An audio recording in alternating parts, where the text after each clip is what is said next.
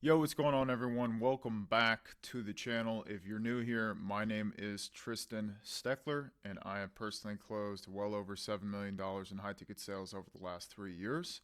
In today's video, you are going to be learning how to properly have a discovery conversation with a prospect who has a propensity to try and bully their way through the conversation. They want control.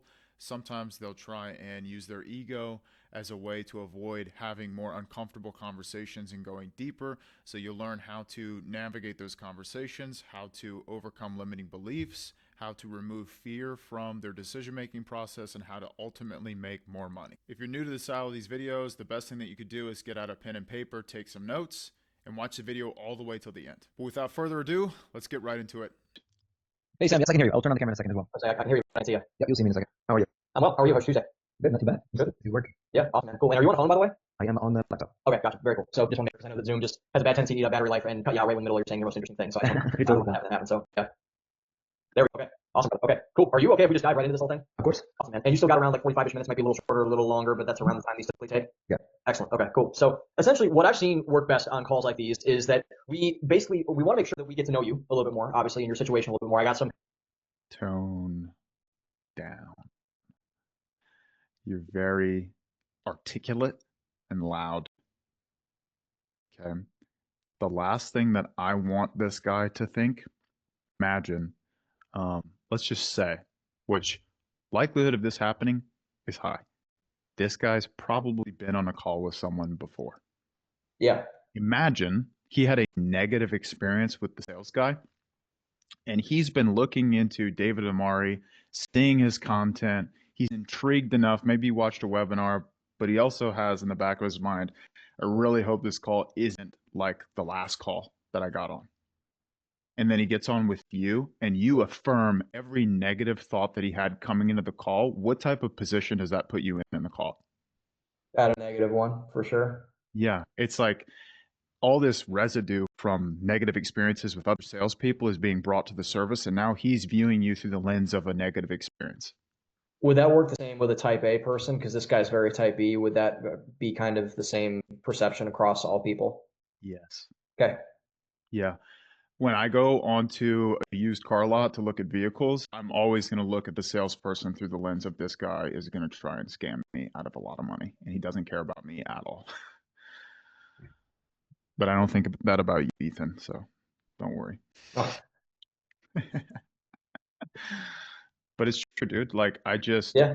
like, as an example, if I'm in the mall looking at clothes and someone walks up to me and they're like, finding everything okay? Like, anything I can help you with? I just immediately, I'm like, go away. It's just how it is.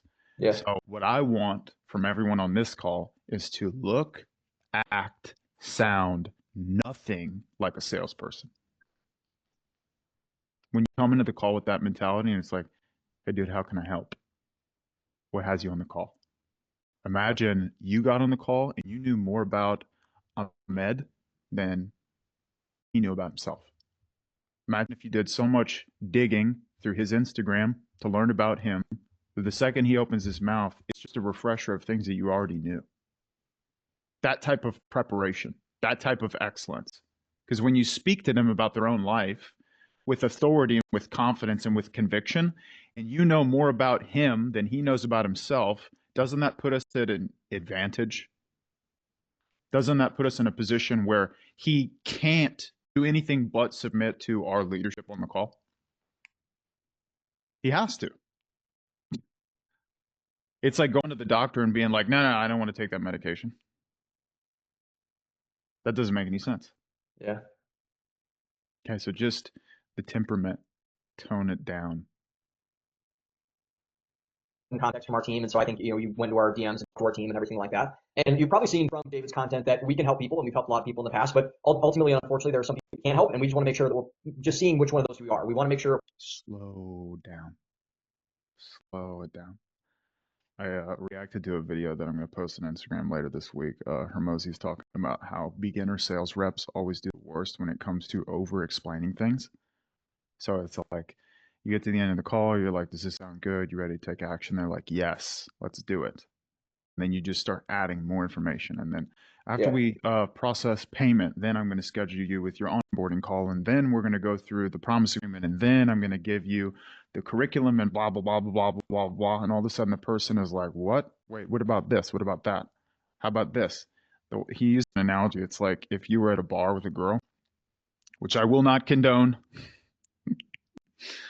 But if you were at a bar with a girl and you're with Jack Flanagan and the girl wants to go home with you and you're like, hey, you want to go home? You want to get out of here? Be a gay bar. She says yes. She says yes. And then you say something like, yeah, I'm going to show you my Star Wars collection. And then we're going to do X, Y, and Z. And then she's like, oh, no, I don't want to do this anymore. Like, Yeah. that's what we do to ourselves because we don't even realize it. It's like we may or may not be creating objections out of thin air from the words that come out of our mouth.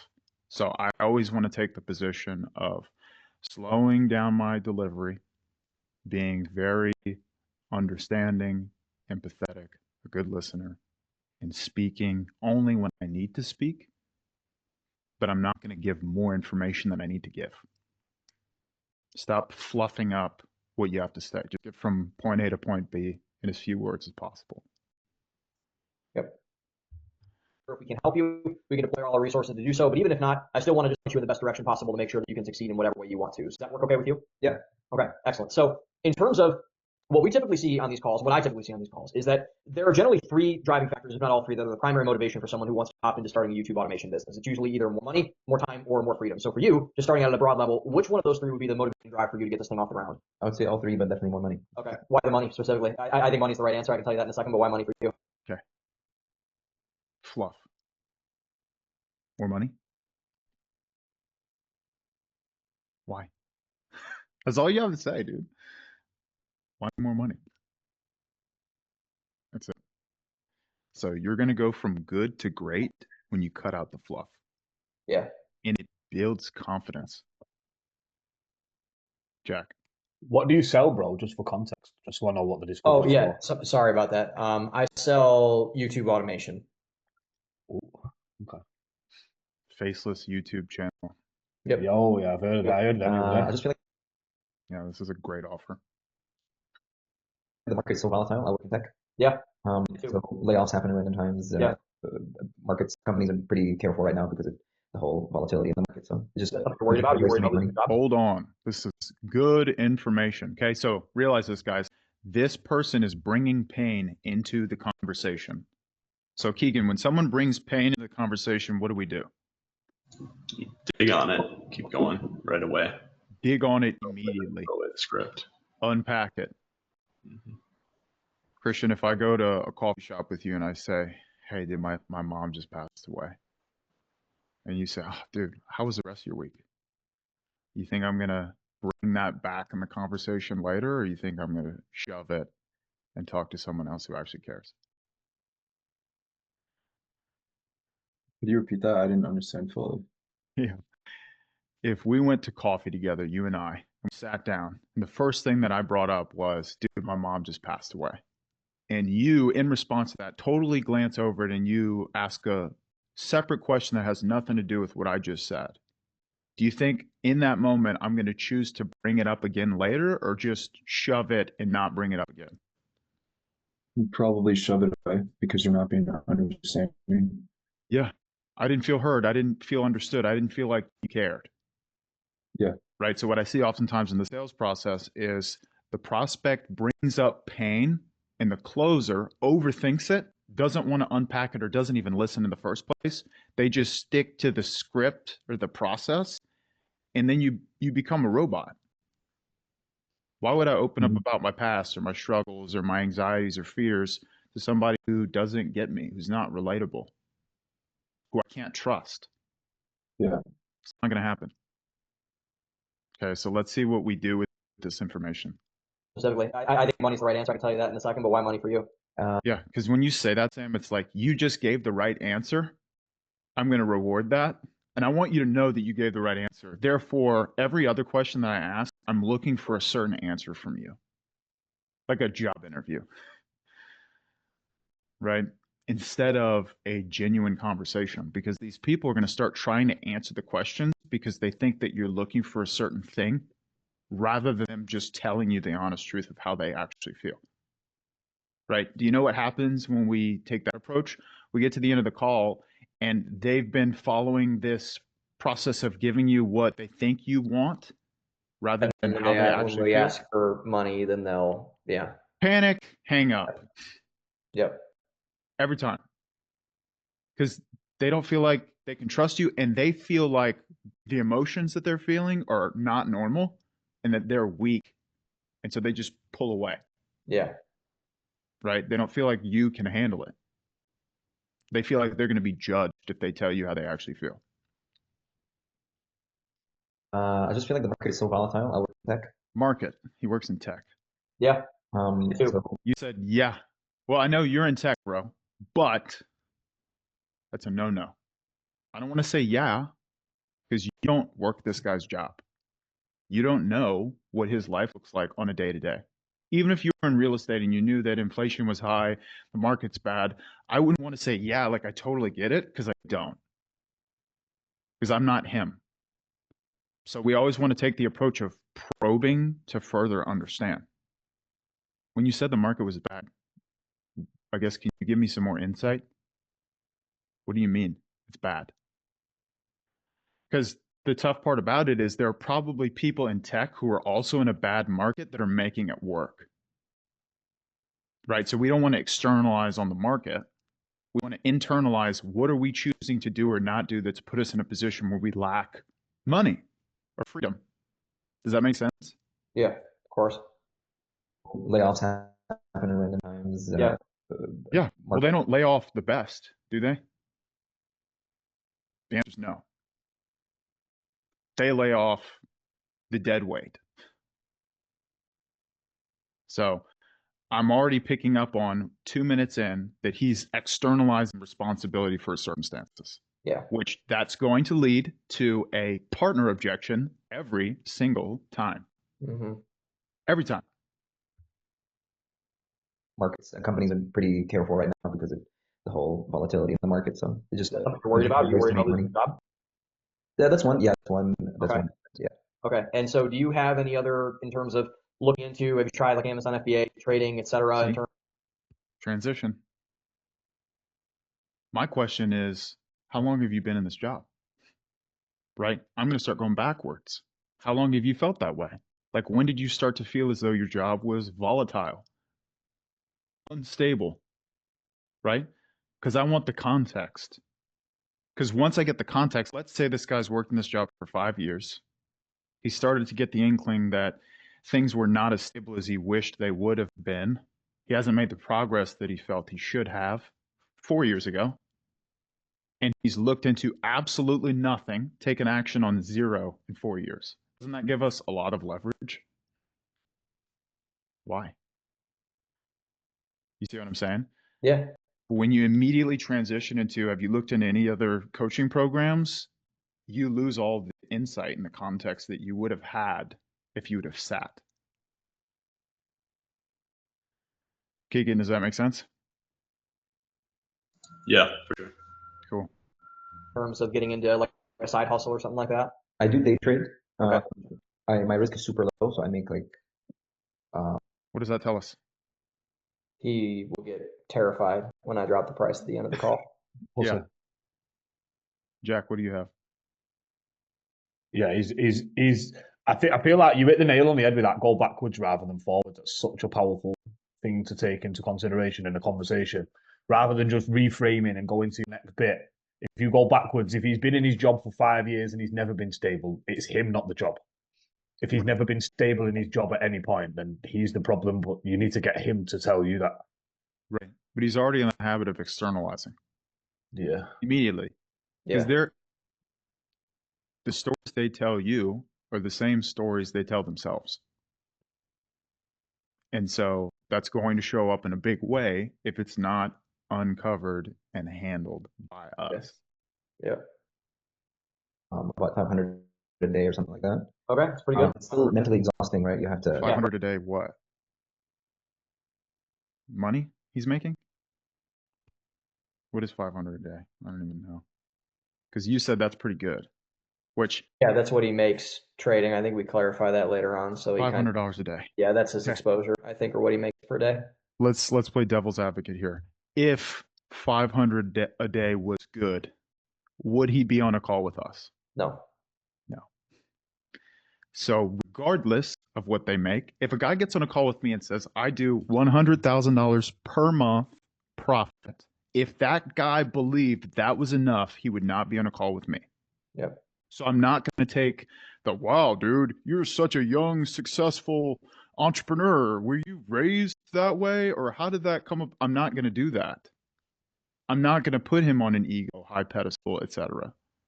I'm going to demolish the house of cards he's standing on through the facts. Because usually they're lying to you. And I don't know how you feel about being lied to your face, but I don't like it.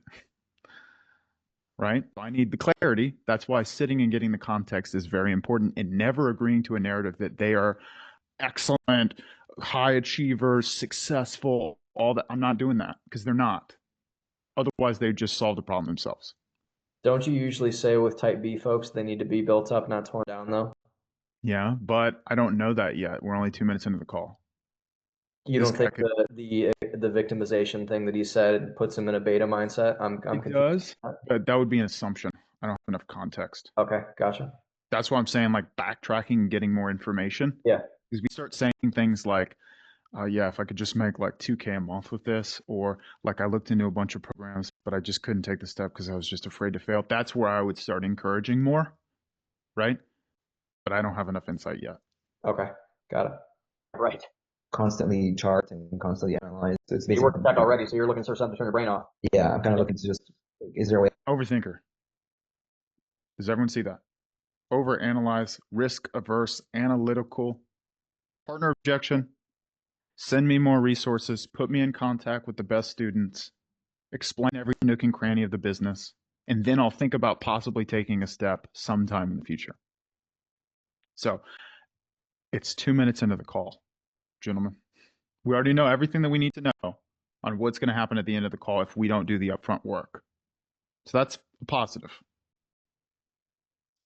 Way I can automate income in a way. So Okay, gotcha. And so YouTube automation, then you think that YouTube can be that vehicle for you? I've actually been wanting to start a YouTube channel for a while. Okay.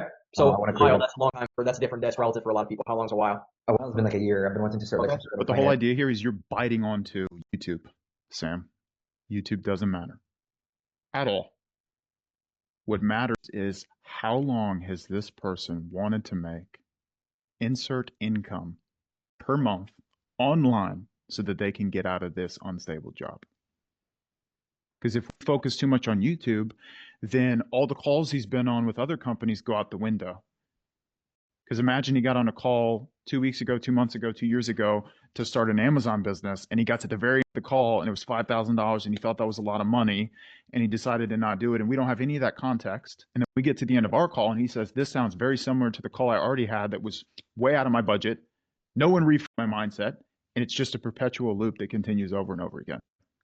And this guy doesn't get any help or get any closer to his goals. Okay. So we don't want to focus on the vehicle. We want to focus on the outcome. That's why I say $10,000 per month online to leave your job. That's the outcome. Bro, if he can do that with Filipino VAs, he'll do that with them. It doesn't matter about the vehicle. It's the outcome. Is everyone clear on that? and education channel, but kind of with a twist of being entertaining, because a lot of the finance content is pretty boring online. So Sure, you know, bring some character to it. But I was like, oh, this is a lot of my job is pretty mentally Mhm. hectic. So I haven't been as committed to it as I should be. And then I came across this idea, oh, you can actually create a faceless. Yeah. So pretty committed. Is that you having a channel and posting sometimes, or have you not posted at all? I haven't posted any. Okay. Who cares? Who cares? Doesn't matter. The channel either. Okay, cool. So like Just been an idea all the time. idea the whole time. Okay, cool. And so I guess what do you think, has it been just kind of like, man, I trade, I work all the time, and is that kind of being, saying like I just don't have the time to do this, or what's been the main thing to put it off for a while? I think being judged too hard in an online community, it can be What does that mean? Judged too hard? In an online community? I don't know what that means. toxic. Yeah, sure. Everything you say is recorded, screenshotted. I don't know, it came off overwhelming to me. Overwhelming. That's kind of the main thing. I was like, this is pretty strange. So they would call you like just another finance YouTuber guy who wants to be looked at by everybody. Yeah, kind of like that. Kind of being so judged over. We're human, right? If you make like, even a mistake, it's like a record of it. Okay. Has that If you're making $30,000 a month every single month and had complete and total freedom, would it matter? Yo, real quick, if you're enjoying the video and you feel like your close rate is lacking, you feel like your structure, your framework is not where you feel it needs to be, you're watching this kid go through his process and you're saying, man, where did he learn all this stuff? I'd encourage you to go down in the description and click the link down below to see if you qualify for one-on-one coaching with myself personally. You can also follow me on Instagram at Tristan Steckler. You'll get a lot of free value there. You can even reach out to me personally and I'll send you over some more additional trainings. But if not, continue to enjoy the video and I'll see you guys in the next one. No. So why does it matter now? You see how immediately you're going after the mindset? I'm not listening to what he's saying. I'm listening to why he's saying it. What's behind what he's saying? Because it comes from somewhere. So you are right. He has type B. He does not believe in himself. So that's going to be your job, is building that belief in him. come up in any other areas of your life too that fear of judgment? Not really. I just feel like the internet is very different because even Yeah. going through like Twitter or like X, Mhm. just people's comments is brutal. Sometimes people are very authentic, like, even like day traders. Yeah, A couple of them are pretty good, and some people are like so intense with them all the time. Yeah, because and the reason why I ask is because usually when you see kind of a fear of putting yourself out there in one thing, it kind of pops up. It's like a hydra, it kind of pops up in a bunch of different areas. Because I've talked to people where it's like, yeah, I've been wanting to ask a girl out, and I'm like, well, how long's it been? It's like 5 years. I'm like, 5 years, and so and so it just kind of pops up in various areas. But you feel like it's strictly the social media element for you that you feel like that's kind of holding you back from. Yeah, it's definitely the social media element. It's just like that intense judgment, and Yeah. everything's being on record and display in front of the whole world to see. Okay, gotcha. And I was gonna say too, like it's not a perfect example, but I would say like so what you have a LinkedIn, I assume, right? Yeah. So like and I'm assuming you pretty good at your job. Who do you work for? I work for Lucky Mart. Okay, are you up in Dallas? Yes. I know I'm in Austin. I know a ton of people up in Oh, Dallas. nice. Awesome. Okay, yeah, okay. Uh-oh, I'm going to show up at his door. So so I mean like you post promotions all the time on LinkedIn stuff. Like you've gotten promoted, I'm sure a couple times. It's a big company. Yeah, I don't have my picture on LinkedIn. I have an AI version of me. Oh, okay, so there it is. Okay, The same reason. well, but still, I mean, it's like either. Did he just say that he doesn't even have his profile picture on his LinkedIn? Yeah. You think this guy trusts other people? No. Okay. How's that going to show up in him giving you $10,000? He's not going to give me $10,000. Okay. So I need to know more about this guy than he knows about himself. I need to draw conclusions for him, make him realize things about himself that he wasn't even aware were there.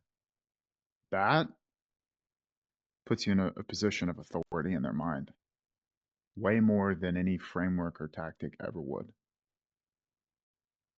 Either so, it's like you want to make a signal to your professional network, right? I've done the same thing a couple times on my LinkedIn, and so you could have said like, I'm just not going to leave my thing completely blank, and I don't even have an AI version of myself out there, and I'm just going to not post any of the cool stuff that I do Lockheed. I'm not going to say I got promoted to this level position or that level position because they're like, oh, look at that guy, right? Exactly. So yeah, but you did it anyway, right? Because you want to make sure that you're congruent, that you're accurate, and you want to put yourself out there, right? Exactly. Yeah. So YouTube's really not all that different, I don't think, man, because it's like, you put yourself out there. I mean, people put themselves out there whether they want to admit. You're selling YouTube, bro. Doesn't matter about YouTube. Let's talk about him. I'm like, well, hey, man, you don't have to put yourself out there. Why not just keep working the job? Why not just go find another job after you get fired? First thing I ask someone when they're like, I want to start a business, because starting a YouTube automation channel, it's a business, dude. You're going to have employees. It's going to be stressful, right? Why are you even wanting to do that in the first place? Business is hard. Less than 5% of people on earth start a business. Why do you want to start a business? That they do or not. You know what I mean? It's about getting uncomfortable in certain areas of stretching yourself. It's like anything. It's like driving a car. It's like going to college. It's like learning a new skill like It's this. not uncomfortable in certain areas. It's uncomfortable in every area. Any part of you that's comfortable right now, you can directly point the finger as that's the reason why I'm not where I want to be in my own life. Every time. Cutting corners, you're making excuses. That's why you're not where you want to be. And so you just have to really, everything you want is on the opposite side of your comfort zone. It's Right. not it's a cliche, but it's You not. see how you're lecturing him? Everything you want is outside of your comfort zone. How could we ask that in the form of a question to get this guy to tell us the answer and therefore persuade himself? Do you feel like the way you're currently going about living your life is going to get you to where you want to go? Well, that's one question. I would ask that a little bit later once I have more context. The right way to ask this is, do we achieve goals, aspirations, dreams in or outside of our comfort zone? Outside. What makes you say that? Right? I'm going to play dumb. Oh, because of blah, blah, blah, blah, blah. Reinforce the belief. Right? Because he knows it. If he can answer that question, he knows the truth, but he's not doing anything about it. Why? Okay? I need to get him to think, reflect. Why am I working the job I'm working? Why am I allowing fear to get in the way of me taking action on what I want in my life? Why do I think the way that I think? Am I happy with the life that I have? Do I want better for myself? Why am I not choosing to do more about my situation? Right? The more we get them to think and take ownership of their own life, the lower the likelihood that they push the decision on their wife. Just so you know. Because who's going to be going through the training every single day? Him or his wife? Him. Who's going to be the determining factor on whether or not the business is successful or it fails? Him or his wife? Who's going to be showing up when it's not working, when it's failing, when he feels like giving up? Him or his wife? Him.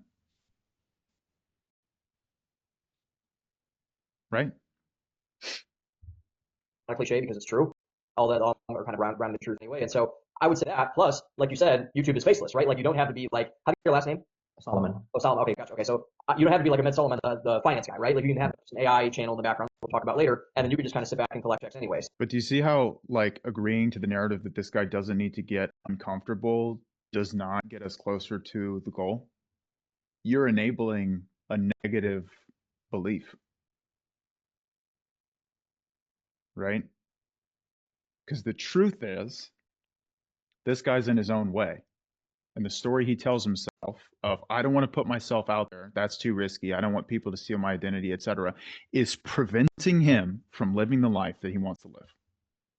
And no one's going to tell him that. If we don't tell him, the same narrative will continue and he will stay stuck where he is.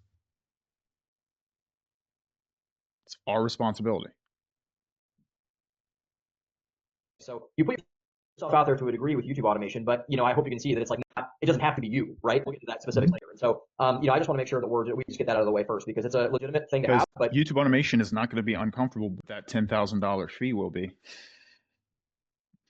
Right? You see how that's not congruent? yeah. So the whole idea is I need to get this guy to realize that in order to achieve the life that he wants, he has to get extremely uncomfortable, and it's his job to do that. But then I also want him to realize that no one's going to make him, dude. He's not chained up to be on this call. He can go whenever he wants. He can live the mediocre life. He can continue to point the finger at the government or at his boss or at his upbringing. And he can stay where he's at. It's his choice. I think just pushing past it ultimately is really, I think, the important thing when it comes to getting yourself out there. So it's a legitimate concern, but it's nothing you can't overcome, I don't think. Yeah, no, I absolutely. And think that's a what lot. I think YouTube automation is X. I don't think that you should X. Think. It's uncertain language. If I step foot on the plane and I look at the pilot and I say, you're going to get me from Dallas to Miami, and he says, I think so, I'm not sitting down. So we need to use certain language. Have to. Not we could, not we should. We have to. Because they're not paying David Amari. David Amari's not on the call. They're paying Sam for his belief, his leadership, his confidence, his certainty. his ability to get me from where I'm at to where I want to be. Okay? So every word that comes out of your mouth is getting you closer or pushing you further away from that. That's why it's so important to do the work on your skill set. Because we live in a world where we can open up our computer and the words that come out of our mouth get us paid. Anywhere in the world. That's crazy. But the best of the best are making 10, 15, 20, 25, 30, 40, 50K a month talking. Like really internalize that. Reason you're broke is because the words coming out of your mouth are the wrong words. That's it. You could have no legs, no arms. Seriously. That's what I like about YouTube as well, that there's so many business channels that are Yeah. just full. So I was like, oh, let me give this a call and see what's going on. Sure. Yeah, exactly. And so then from the specifics of the logistics of the channel, so are you, I'm assuming do you want, is this something you eventually want to maybe leave your job for? Is this something you have running and humming alongside your job? Like what is the general end state of what you want the YouTube channel to be? Do you want this to be like a cash cow for you? Do you want this to be Okay. I never want to hear you talk about YouTube this much ever again. Because every second we have with these people is precious. Okay. And the last thing that I want him to think is, when is this guy going to get to the point? You know how we step outside of that narrative that could happen if we continue to talk about nothing, which when we talk about the vehicle, we're talking about nothing. We need to talk about the person. Right? Got on a call with Christian yesterday. One of the first things we talked about was, hey, dude, from the voice note you sent me, you probably tend to overthink things. Would that be fair to say that? Immediately, it's like, wow. Yes, I do. How did he know that? Right? Authority. I didn't just shove him into a sales process and start reading a script. That wouldn't have worked. Okay? But whenever I point out something about you that you're trying to hide from everyone else, defense drops. It's like, wow, how did you know that? That's true. And then you start reframing, you start giving guidance, advice, expertise. You reframe limiting beliefs, you get them out of their way. Not once is the person going to say, hey, buddy, just get to the point. Can you tell me about the program already? How much does it cost, et cetera? They're not going to say that. That's like sitting down with Elon Musk and being like, hey, dude, just get to the point. You wouldn't say that because of the irrefutable evidence that he is who he says he is and the goals that he's achieved. He's worth your time. Same thing with these people. And if something comes up, God forbid, someone goes in the hospital, et cetera, while you're on the call, you better believe the second they leave the call, they're thinking about the conversation you had with them. And they're going to be looking for a way into the program. They're not going to be pushing you away at the end of the call, stiff arming you in your face and telling you, hey, I don't make decisions on the spot. I got to run it by my wife. It's out of respect and blah, blah, blah, blah. That won't happen because they genuinely believe you are the person to get them what they want. Clear? the investment asset? What's your goal with it? I mean, I would love for it to replace a job. I think having a job is not bad. Yeah. Maybe find another job that's less. Having the job is not bad. If I said, hey, Sam, program's $10,000 and his immediate response was, my job isn't that bad. Is he paying or not? No. No. So we have to reframe the belief by challenging him. Hey, dude, if it's not that bad and you're good with where you're at, where is the drive to actually change? Why not stay where you're at? Why would you even think about starting a business? Taking a risk. Why? And you have to ask that because most people outside of our little sales calls that we get to do don't think that way. They're more than happy to go through college and get into a bunch of debt and go work a dead end 9-to-5 job and just take orders and put their head down and just complain to their wife. Or use insert any addiction to cope, escape reality. That's what most people do. So why do you want to start a business? Doesn't make any sense. Why not just be the guy that clocks in and clocks out for someone else? Because you can do that, right? But that's an example of being disagreeable. Okay. Stressful, but still my career. But I think having that as a main source of income or a major source of income would be Okay. And I know that you might have to accommodate the trading for this, but in terms of then that level of replacement in terms of your income level, how much would you like to be making for this per month in order to potentially do that for you? Do you think if you ballpark it? Like in total to be able to. Yeah, like let's just say like you make the decision like I'm going to leave the job and I'm going to do this YTA thing full time. Like what would that number need to be? I think having 30,000 a month that'd be good. Okay, gotcha. Oh And my gosh, no way in heck this guy's ever made $30,000 ever in his life. So if you want to shatter the ego, say, cool. When was the last time you made $30,000 in a month? Never. So why did you say that? Why that number? Challenge him, dude. It's like, whoa, hey, hold on, buddy. I ain't letting you in yet. Push him away. Why should I let you in? $30,000 a month.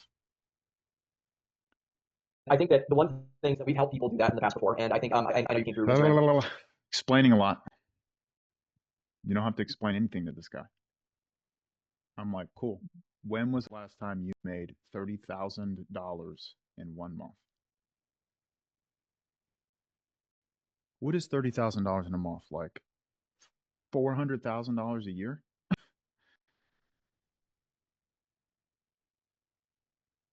For David, and I don't know if you saw it yesterday, we helped go from 0 to 103 days, 98 days. So I mean, that's definitely possible, something to do with in terms of that. But also, it's like you need to have the driving force behind what you're doing, right? Because this is a business at the end of the day. I don't think it's just as simple to say I'm starting a YouTube channel. You're starting a business from doing this. And so I guess maybe my question to you is, why do you? My question to you is, okay, we got to nip that in the bud. I collapse all that. That was 30 seconds. Walsh, when was the last time you made $30,000 in a month? Never. Why did you say that number then? Why 30,000? Oh, blah, blah, blah, blah. Okay, well, we all have to crawl before we can walk, right? We got to walk before we can run. There are levels to this. We don't go from crawling to running. What do you make now? Oh, 5K. So if we could just double what you make on a monthly basis with YouTube automation, put you at 10,000 a month, is that a good initial goal to start with? Okay, what am I doing there? Rationalizing it to a degree.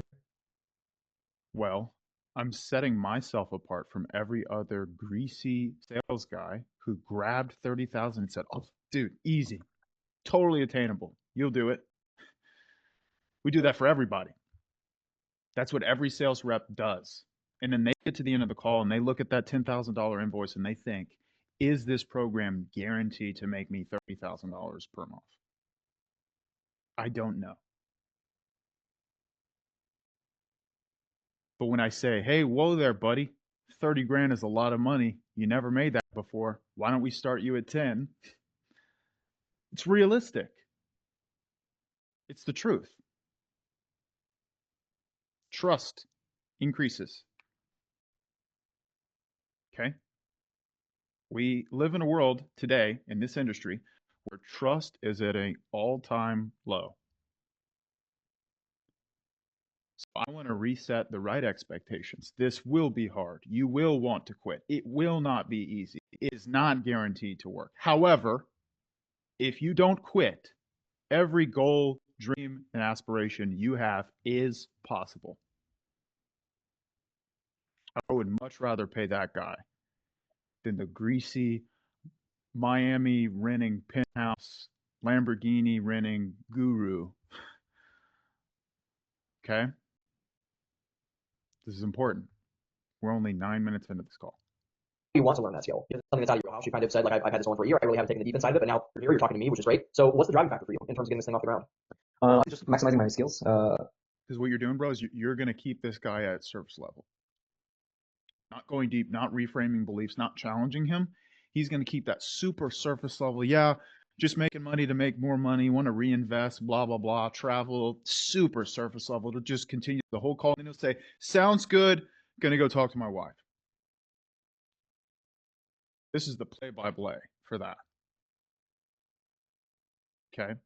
So we got to lift up the hood. We got to get our hands dirty with these people. I kind of learning new skills, not necessarily in tech, because I feel like slowly tech is being replaced by AI. And Is that what you do? Are you work? What kind of tech is a broad field? What do you do specifically? I work with like in cyber, so I work on cyber stuff. Yep. Data, analytics, spreadsheets, cybersecurity, analytical mind, risk averse. All he does is mitigate risk. That's his job. So he's going to look at the $10,000 and say, how could this even work? He's going to look at every reason why it wouldn't work. Right? So we have to help him understand that he is in his own way. If that does not change, the only guarantee is that he will stay where he's at right now, long term. His income, his livelihood, his family is always going to be dictated on other people, not him. Unstable. There's nothing more risky than that, in my opinion. You have no control. Yep. I mean, actually, the next 5 to 10 years, honestly, most of these jobs are going to be replaced with all these AIs and the integration. So They want to I can diversify my skills and just find another way to make money. Yeah. And how do you work per week usually? If you had to ballpark it? Diversify his skills. It's 40 hours a week standard, but we Every job is 40 hours. I was about to say every job is like 40 hours a week. yeah, but it's mainly Monday, Thursday, so Okay. Friday we have off. Yeah. Okay. Gotcha. Okay. So yeah, and the thing about YTA too, and I know like my guys, man, that are your friends of mine or my work, I mean, they're just burning out left and right with how much their companies put on them and how to do and all that sort of thing. So I imagine that's somewhat of a factor in terms of like, hey, I can get a YouTube channel right now, get some content rolling in, and I don't have to, bust my hump, burn my brain out every single day trying to do this. Would that be a factor for you too? 100%. I mean, it's just not sustainable long term. Even with scalability, I know I used to tutor math when I was in college. Yeah. And So finance, cyber, math, all that kind of stuff. Yes. Yeah. Okay. So I used to go to people's homes and tutor like the kids in high school or college, the calculus and things like that. Yeah. My client was like a VP of a big company. I don't want to say the name, but he was basically a very wealthy guy. Yeah. And that guy got fired. Mhm. So I'm just like, well, if this guy is a VP gets fired, Yeah. we're gonna live his performance, disagreements on business planning and things like that. How do you put like $1 million a year to zero just because of that decision? Have you seen Social Network before? Have you seen that movie? Say that again? Have you seen Social Network before? Have you seen that? Yes, yes, yeah. Where the part Justin Timberlake's character says the privacy is a relic of the time gone by. Yeah. That's one of my favorite movie quotes ever, but I put a twist on it for the situation. Stability is a myth of the time gone by, or a relic of the time gone by. Yeah. There's no such thing as stability in the corporate workforce anymore. I was a $10 million tech seller at Oracle for a while, so I was at Austin. I closed $10 million in 4 years. I left on my own I love board. this. This is good. But we just started fiscal year a couple, or we got not with the company anymore, but they just did fiscal year a couple years ago. I've seen probably about 20 people that have gotten back in the last 3 days in terms of people that are good employees that have gotten moved out, shunted out, whatever. And it's just, you need to have some insurance to protect yourself. You need to have That's some. exactly the phase I'm in right now. Kind of Yeah. Okay, when you say you need to have insurance, what I would do differently is when you tell that story, which is an authoritative statement, what you just said, I was working for Oracle, millions of dollars, etc., and I got fired. This is what I learned. Tell the story. Yeah. They fire me. I'm peak of my game, top of the company, blah, blah, blah, whatever it was. They bring me in the office, fire me. This is what I learned. The whole time you tell the story, he sees himself in your story because people are selfish. Reframe the mindset. I thought the job was going to pay me forever. I just showed up, executed, etc. Turns out I was wrong. This is what I learned. Right? Because of all the time that I could have invested into a skill set, leaned into discomfort, took something else on to create more stability for myself, more control for myself. I chose not to, thinking the job was always going to be there. And it wasn't. And this is where I found myself. Right? What I realized is that I should have done something more. I should have put myself further out of my comfort zone, and that I had an illusion of stability from my job. Right? We want to reframe the belief, shift the way they think. So storytelling, analogies is the best way to do that. Different ways of making money. Have you had conversations like that inside the company? I'm assuming your coworkers have probably talked about it, but have you heard any rumblings of that?